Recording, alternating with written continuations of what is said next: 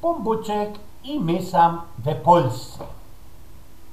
Tak jakoś i bez ostatnie 20 lat Pombuczek ciągiem słyszał naszych, Pombuczku, odpuść mi ten grzech, słyszał tych naszych politykerów ze wiejskich we Warszawie i nie dało mu to pokój, a że się lajsnął telewizją, ze tą naszą misyjną telewizją. Ja ten program pierwszy telewizji polskiej, no i ta telewizja twą, za wtore muszą bulić tak by tak pensjonisty. Zaszaltrował kuko tak byle kaj sznupie po prostu na tych kanałach i widzi łoros babskie łosuci. No wiecie, poru.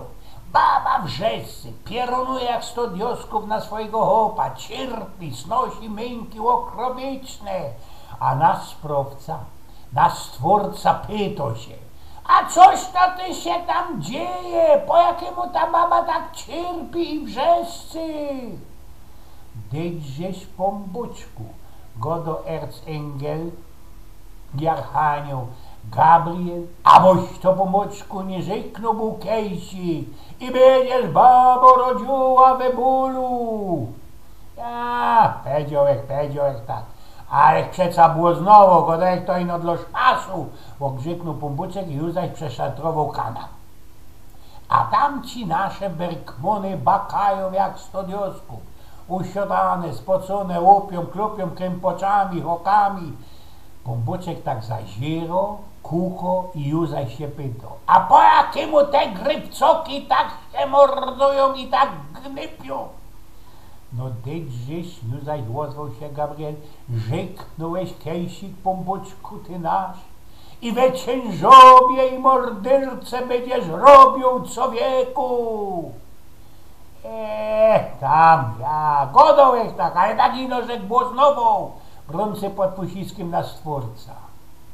Wartko zwekslował już zaś program i łoros ujrzał szykowny kościół, szumno fara, a przed nimi luksusowe autoki i hormio spaśnych, wypasionych, gryfniście i bogato obleconych biskupów i innych kieckowych chopów.